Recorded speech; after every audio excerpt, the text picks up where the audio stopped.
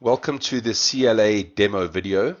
This video is approximately 30 minutes long and is divided into two sections. The first section introduces some of the theory behind CLA, why the product works as well as it does, and an introduction to some of the clients that use our product. And the second part of the demo actually takes you through some practical examples where you will see the CLA modules actually being utilized in activating campaigns. So firstly, if you see the screen, essentially CLA is a platform that is designed to overcome the inefficiencies of traditional channels of communication. And when we speak about traditional channels, we are largely speaking about internal emails, because most corporate environments, in the absence of a platform like CLA, resort to using bulk internal email as a method of communication. We'll discuss the pitfalls of that in a sec. But firstly, why is CLA so successful, and why has it been so well adopted, more specifically in the South African landscape? It is a 100% proudly South African product. Our company owns the source code, the IP, and the patents of the software. What this means is that firstly, the product is locally supported technically, so the people that would be providing technical support are actually the people that wrote the software. So the level of technical support is of a very high standard. And also the ability to customize the software to provide different companies with bespoke solutions is fairly simple. And an ability to budget for the product, because we're not dependent on currency fluctuations against other currencies. It's very easy to budget for. Just a bit of an introduction in some of the clients that are using our software. You'll see that the product isn't designed for a specific sector, but rather it's designed to solve a problem regardless of whether you are in the financial services sector, whether you are in government, manufacturing, pharmaceutical, whether you are in telecoms. You'll see that we offer services to almost every, in fact, probably every sector of the market, even healthcare. So regardless of what it is that your company does, CLA is designed to overcome the inefficiencies of being able to engage effectively with your employees and create awareness and drive campaigns, regardless of your nature of your business. So what this slide essentially summarizing is the problem. The problem is that most companies, as I've mentioned, resort to using bulk internal email to communicate with staff, and the reality is that the sheer volume of emails that a corporate staff member receives on a daily basis is unmanageable. So expecting staff members to pay attention to internal corporate messages distributed through this already overutilized channel is unreasonable, and inevitably these internal emails, internal messages get ignored and overlooked. So in order to solve this problem, CLA has designed a number of different modules which by design, nothing ever distributed through the CLA platform will ever arrive on a person's inbox. And this is by design. I'm just briefly going to introduce the modules now, and then the second part of this presentation will actually show practical examples. So pop-up messaging, this is the ability to broadcast a message onto an end user's laptop or PC screen and have them click onto it in reaction to that message to see the rest of the communication. Screensavers, the ability to override people's default screensavers. Ticker tapes, scrolling text on the bottom of the screen, as we would have seen on several news bulletins. Then training and compliance. So training covers the subject of distributing training material to people's laptops and PCs. This training material could either be a document or a video clip, followed by questions assessing people's knowledge. And then the compliance, this speaks very specifically to the ability to distribute policies for companies to be compliant with the governance requirements and internal audits, and getting staff to actually acknowledge these policies. Surveys, ability to gather feedback, run RSVPs, do testing and training. So I've got an example that I will share with you. Desktop background, or the wallpaper, the ability to override people's wallpapers and backgrounds behind the icons. Digital signage, how to broadcast content onto LCD screens that are strategically placed around your office space in high visibility areas, pause areas, receptions, canteens, etc. So what I'd like to do now is, rather than take you through the theory, I'm going to be showing you some practical examples of how the various CLA modules can manifest themselves. So this one you'll see is the desktop background or the wallpaper module, the ability to advertise HR messages, internal comms, marketing, IT related messages, health and safety messages to the desktop wallpaper of corporate PC users. Now you'll see that a few things about the wallpaper. Firstly, as you can see, multiple banners can be scheduled to rotate in a sequence. You can control how frequently the images rotate. You can also define start and end dates. So you could have an event calendar and plan your content as much as 2, 3, 4 weeks, a month, or even 2 months in advance. If you have the content already briefed in with your designers and produced, you are able to schedule wallpapers to change well into the future. So you don't have to be in the office to necessarily activate a campaign. It can be pre-scheduled.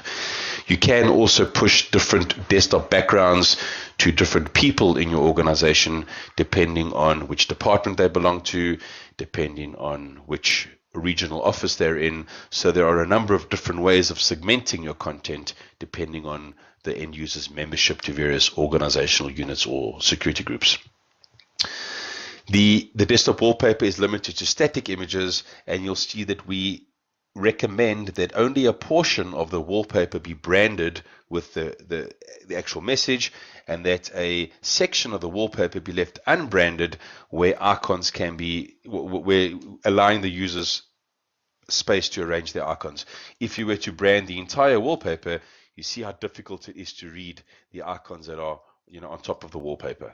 So our recommendation is to design your backgrounds in such a way that a section is utilized for the communication of internal messages and the remainder be left a solid color for people to arrange their icons.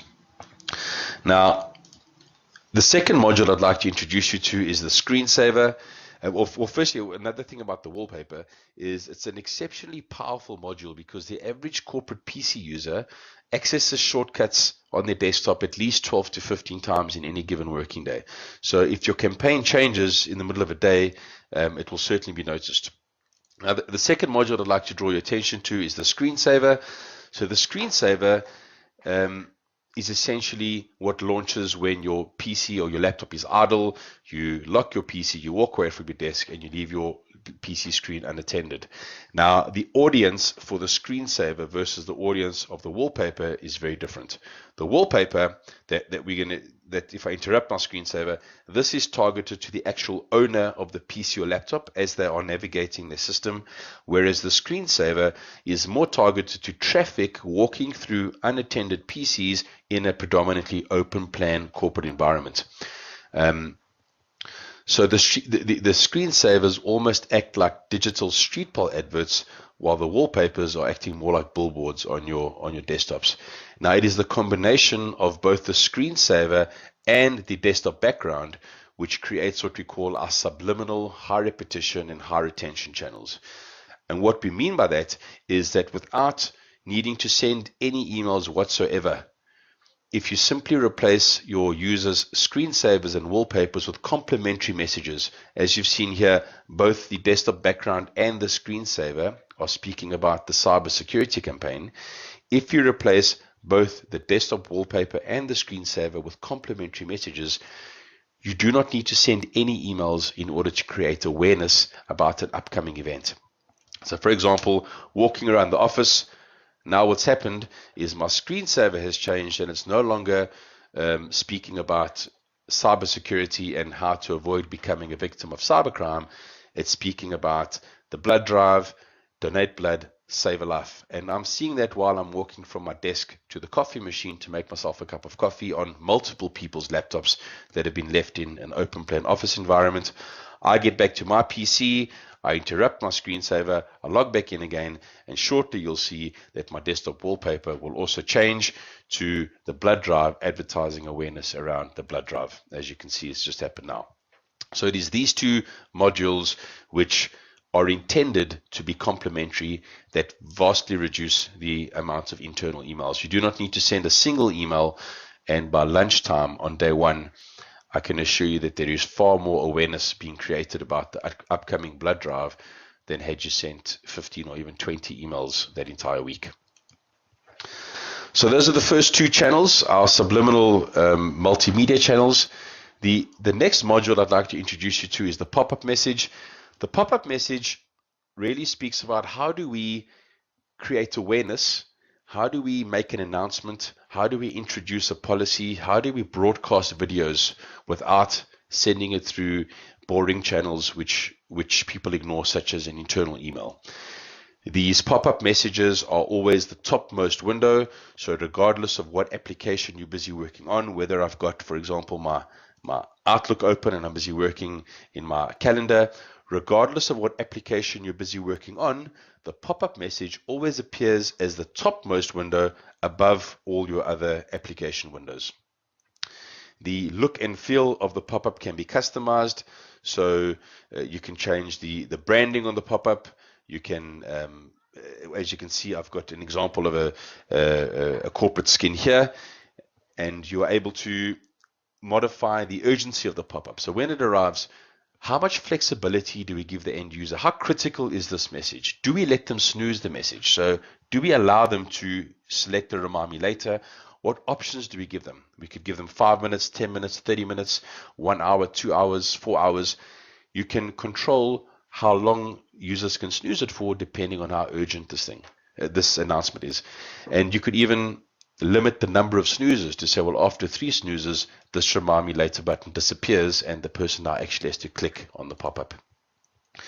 As you'll see, when I move the mouse over the pop-up, it changes to a hand, which indicates that the pop-up is linked to something. What can this pop-up open when it's clicked? It can open anything from a document type, such as a PDF, Word, Excel, PowerPoint, or any other type of document. It could open a video clip, such as a corporate video, health and safety video, or training video. It could open an audio file, such as a new radio advert, a newsletter, a survey. It could open an application. It could launch an intranet article or an internet page. It could actually launch anything you wanted to launch. In this particular example, you'll see that we expect the survey to open. But before we click on that, one of the biggest pitfalls of using email, for example, as an internal communication channel is the inability to measure exposure. So you send a broadcast email, who actually received that email, who opened it, who deleted it without reading it, who just ignored it.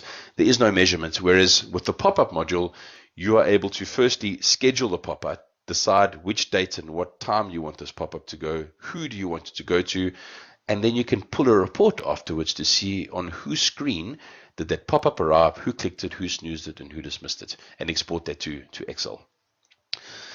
So this is module number 3, the pop-up. So when I click on it, it disappears and opens up module number 4, which is the survey module. A few things about the survey before I open it and start it. Whenever a company conducts a survey or a questionnaire, they are typically doing it to achieve one of 3 purposes. They're either doing it to gather general feedback from staff, or they are conducting a survey to RSVP for a function, or they are conducting a survey to test their staff, test them on how well they know the values, or how well do staff know products and services offered by the company. So this particular example that I've created, when I click on Start Now, you'll see that it has got 7 questions. The first 3 questions illustrate the ability to gather general feedback. The next 3 questions illustrate the ability to perform an RSVP. And the last question illustrates the testing and training capability. So the first question, gathering general feedback. How satisfied are you with communications in our company? A simple single select. I'm presented with 4 options and I can pick one from the available list. As you'll see, the never remind me option is disabled. So the publisher of the survey has not given me the option to opt out, but I am able to snooze at a later point if I wish to.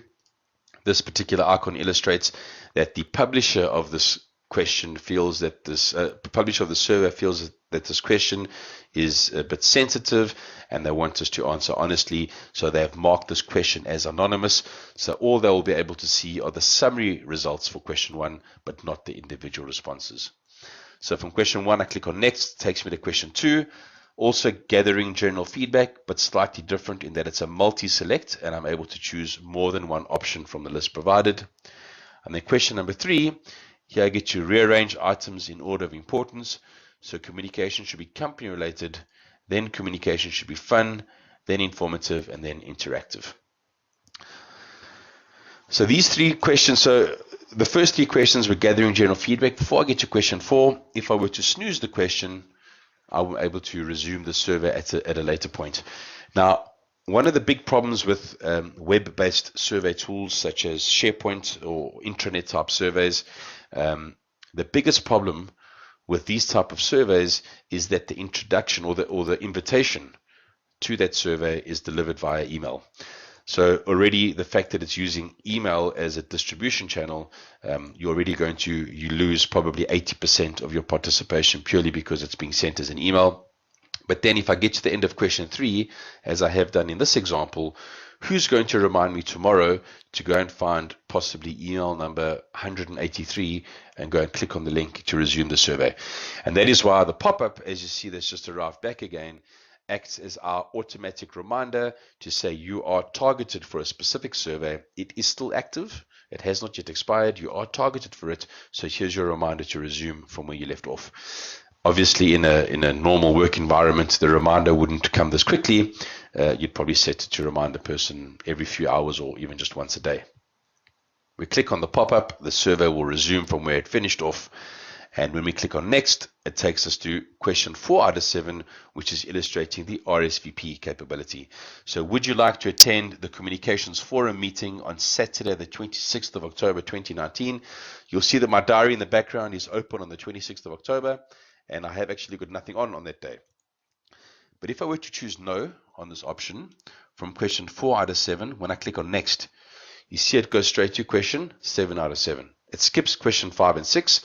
Why? Because I'm not attending that function, so those questions are not relevant to me. If I go and change my answer and say, yes, I would like to attend, 2 things happen. Firstly, if you watch Outlook in the background, it puts the meeting straight into my diary. But what it also does is it now unlocks question 5, because now that I'm attending the function, it is relevant to get my dietary requirement. If I choose vegetarian, for example, from question 5, it still skips question 6 and goes straight to question 7. The only way to get to question 6 is if I scroll down and choose other, then I'm able to specify a free text answer on a specific dietary requirement. So the first 3 questions, just to recap, were gathering general feedback. The next 3 questions illustrated the RSVP and event manage capability with direct Outlook integration, as well as the ability for a survey to navigate differently depending on how you answer. The last question, this is illustrating the testing and training capability, because in which year was the first version of CLA released? I'm sure you would agree this isn't an opinion question. There actually is a right and a wrong answer, which is why the next button is labeled mark. So the user knows it's a scored question. So in which year was the first version released? If we were to say 2009 and click on the mark option, it will score you. The user knows that they got the answer incorrect and shows them the correct answer. So it is a testing question, because we would be able to pull a report to see, firstly, at a very high level, what percentage actually got this question right versus wrong. Do we have a knowledge problem? It will also highlight who got it right and who got it wrong, assuming that it's not anonymous. But also it would highlight what was the most popular incorrect answer provided, so that if training is required, what is the area to start training? What was the most popular misconception? Then the last screen illustrates the conclusion screen. Because one or more questions were scored, this results banner appears, and with a conclusion message. We click on finish, and now because we're done, the survey clipboard will not be coming back again. I mean the pop-up reminder, just to show you what the event looks like in our diary. Because I answered that I would be attending this specific function, I'm able to control whether the reminder appears as private, high importance, or low importance. I am able to then also specify how the event shows as out of office, busy, or tentative, as well as the reminder before the event. I can also specify a subject, location, a start and end date time, a body, as well as an attachment. such as meeting agenda, directions, map, etc. Just to show you the interface that would be used to control content. So, for example, if you are a CLA administrator, you would be able to control the screensavers within your organization by choosing the screensavers menu under the modules menu. By choosing the desktops option under the modules menu, you can control people's desktop backgrounds. You would create surveys under the surveys menu, pop-ups, ticket tabs, RSS feeds, etc. Under the reports menu, this is where you would pull a report to see on whose screen did a specific pop-up arrive, who clicked the pop-up, who snoozed it, who dismissed it, export it to Excel, and get a measurement on the exposure of your communication. And if you ran a survey, who actually answered each question and what were the answers would be extractable through the survey report. So what I've done for this demo is I've actually exported a survey report. You will see I've exported it to Excel. I have done no formatting. This is exactly how the report exports from the CLA tool. You'll see that this particular survey is a different survey to the one we saw. It's got 8 questions and not 7. Each question exports as a separate sheet. And question 1 reads, would you recommend our products to your families and friends? This is a split between yes and no.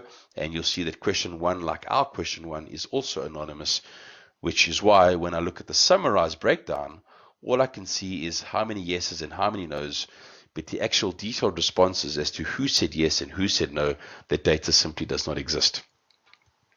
If we move to question 8, there's 2 distinct differences. Firstly, the question is not anonymous, so we would expect to see individual responses from the various respondents, but it's also scored, which is why we have 2 pie charts.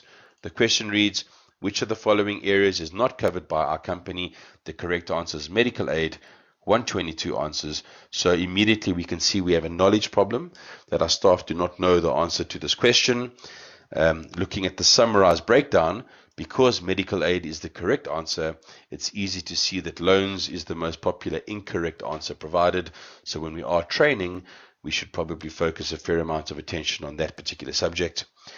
But because the question was not anonymous, we are able to delve into each individual user's response and view the username, the full Active Directory name, what PC they were sitting at, what answer was provided, the date stamp, as well as whether the answer was correct or incorrect. Just to show you how a correct answer displays as opposed to an incorrect one, it's very easy to see. The next feature I would like to present to you is the compliance module.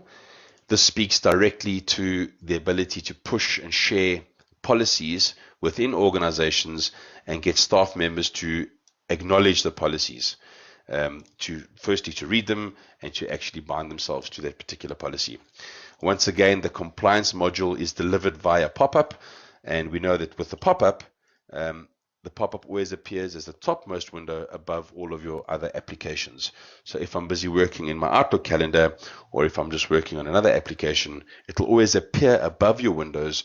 So gone are the days where users could use an excuse such as, I never saw that policy, or I don't remember seeing an email about a certain subject. You are going to see this announcement, and it will appear as the topmost window. But remember, you can control the flexibility of that pop-up, so you are able to allow users to snooze the pop-up a couple of times, should you wish to give them some flexibility. So if I open up another window, such as the CLA administration console, you'll see the pop-up window arriving on top. That could be any application that we're running. This pop-up also illustrates how you can be more creative in branding your skins. So it's a lot more of an exciting, appealing pop-up. You'll also see that this specific pop-up is distributing an HR policy. That is why the skin of this pop-up has got a very administrative look and feel. We always recommend that companies create a library of skins.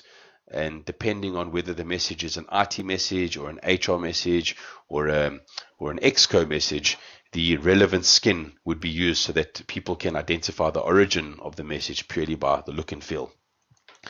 In this case, the pop-up, when we click on it, it doesn't open up a survey clipboard or a PDF document or a video clip. It actually opens up our policy container.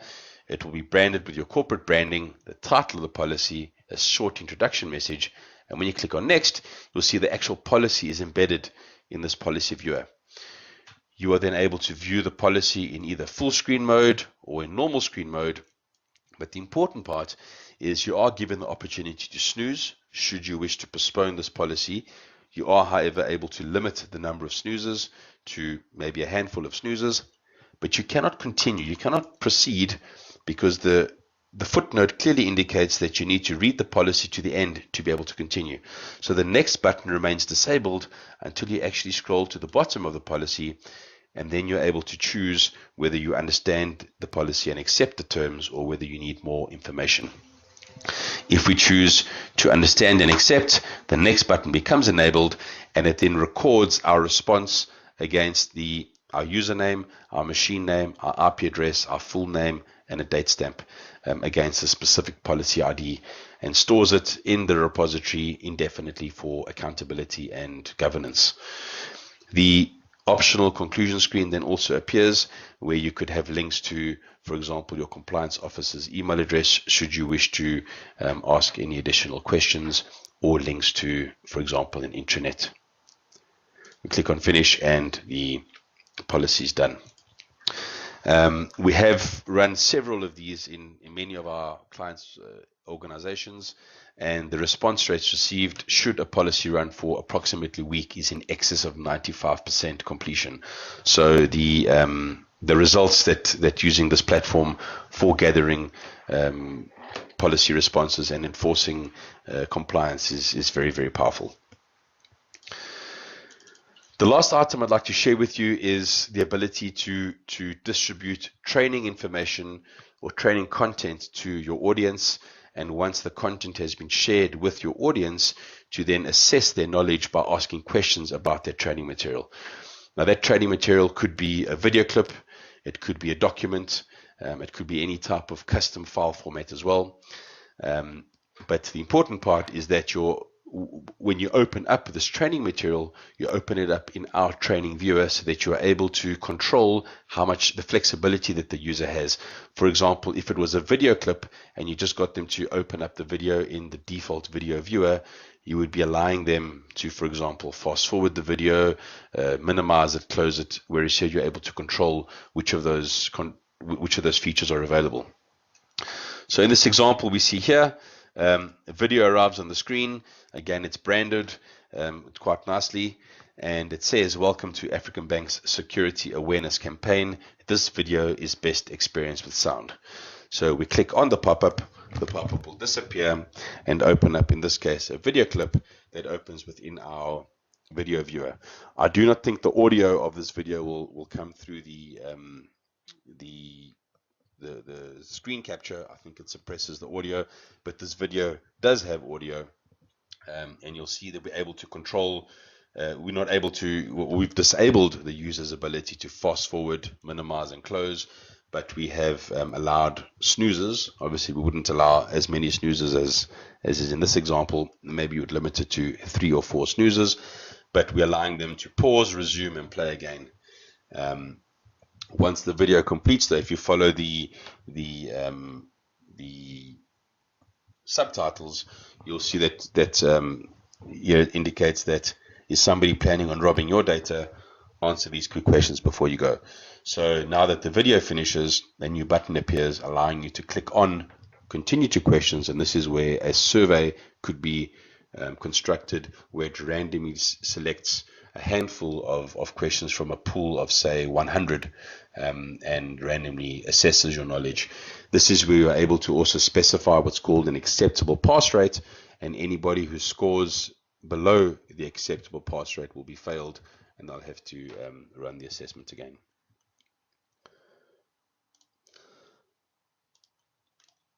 I had previously mentioned that the screensaver can be any combination of video files, flash, animation, web links, whereas the desktop wallpaper is limited to static images. So if I were to launch my screensaver now, you'll see that I hadn't actually changed it. you are able to change the format types from being just static images to being a combination of video files, flash files, and web links, for example, as well as animated GIFs and static images. So any combination is possible. If I go into my screensaver menu, you'll see now that my current screensaver is made up of a video file, a flash file, and a URL. If I take the URL out, for example, and save, and I launch my screensaver, hasn't synchronized yet. Let's give it a sec.